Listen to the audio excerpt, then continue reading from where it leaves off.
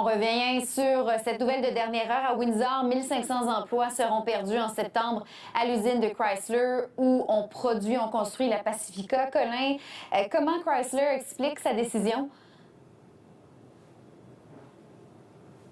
Bon, on explique la décision par l'effet du marché. On dit que le marché n'est pas propice présentement à produire autant de Pacifica et de Dodge Caravan qui sont aussi produites à la même usine. Mais écoutez, c'est tout simplement une bombe qui est tombée en fin d'après-midi à Windsor. Il y avait des rumeurs qui ont commencé à circuler vers 17 h. On a rapidement vérifié l'information et en septembre, c'est 1500 emplois qui vont être perdus. Chrysler dit que c'est un quart de travail qui va être supprimé. Il y en a 3 ici des quarts de travail, donc il y en a à l'usine, donc il y en a un qui sera supprimé. Et le syndicat Unifor a rencontré ses membres à partir de 14 h cet après-midi. Les membres sont sortis environ une trentaine de minutes et je me suis entretenu avec une des membres du syndicat qui ne perdra pas son emploi, mais qui en avait à dire quand même. Je me sens très triste et un petit fâchée. Je suis inquiète. Pour l'avenir? Oui, exactement. Est-ce que vous connaissez des gens qui vont perdre leur emploi? Oui, bien sûr. Beaucoup. Il y a beaucoup. Les gens pleurent, les gens, c'est quoi les réactions? Or, tout le monde, ils sont tristes et inquiets aussi.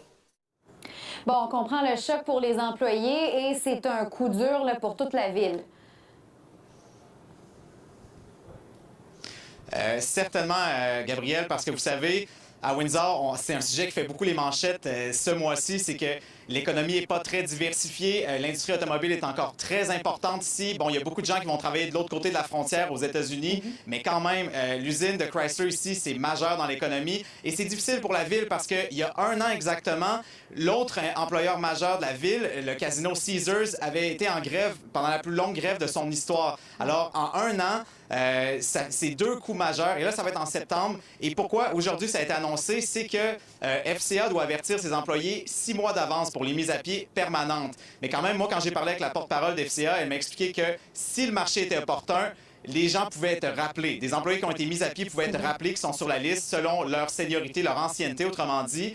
Et aujourd'hui, Dave Cassidy, le président de la section locale 444 d'Unifor, a donné un point de presse court, mais très émotif. Je vous laisse en écouter un extrait. I have reached out to Drew Dilkins so many times. I have tried to bridge a gap there. The election is over. Drew Dilkins can't take his finger off. And we have 2 crown jewels in the city, right tied to this local, Windsor Assembly Plant and Casino Windsor. Drew Dilkins needs to pay attention to this. This is devastating for the city of Windsor.